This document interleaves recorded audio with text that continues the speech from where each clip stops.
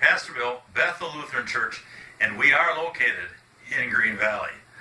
Today is a Tuesday, and it's the 4th of May, and I wish to thank you for your well wishes and prayers.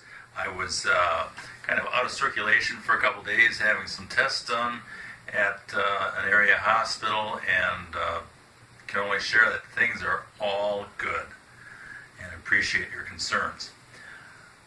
Please pray with me. Dear God, our routines are so busy, so much so that we sometimes forget to stop and thank you for all that is good. Our blessings are many, and our hearts are filled with gratefulness for the gift of living, for the ability to love and be loved, for the opportunity to see the everyday wonders of life. Sometimes life can be very hard, and it's a struggle to keep our heads above water. We have challenges and hurts. Our hearts feel stretched and empty. Still we rejoice that you are as near to us as our next breath. We thank you most of all for your unconditional love. Amen. And our reading today is from Paul's letter to the church in Galatia. That's Galatians chapter 5, verses 16 through 18. My counsel is this: live freely, animated and motivated by God's Spirit. Then you won't feed the compulsions of selfishness. For there is a root of sinful self-interest in us that is at odds with a free spirit, just as the free spirit is incompatible with selfishness. These two ways of life are contrary to each other, so that you cannot live at times one way and at times another way, according to how you feel on any given day. Why don't you choose to be led by the Spirit, and so escape the erratic compulsions of a law-dominated existence? Here ends our reading. I remember when I was serving on internship. That's prior to graduation from seminary and prior to ordination into the ministry of the church.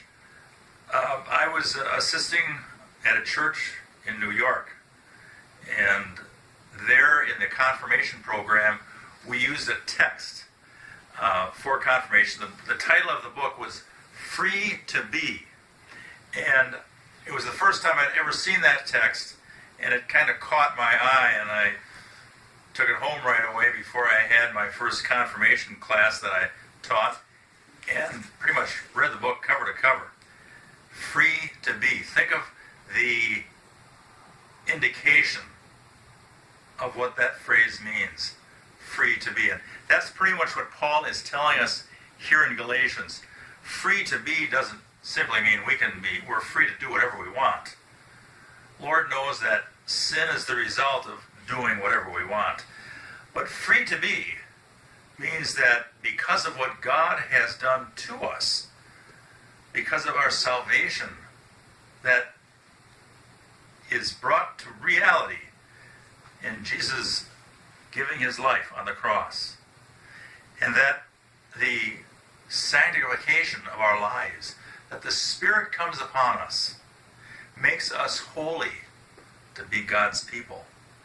We are free to be. We are made free to be God's people. We are no longer shackled to a life of selfishness, shackled to a life of simply pursuing those things which we want to do. And certainly we are not shackled by the law in the sense that we try to live according to the law, in that we feel, well, maybe if I live this way, I will be saved. Salvation is not something that we can create, not something we can achieve on our own. But rather, our freedom is won through the cross. It is through the cross that we are freed to be. It is through the crucified Christ that we are freed to be God's people, always. Amen. Please pray with me.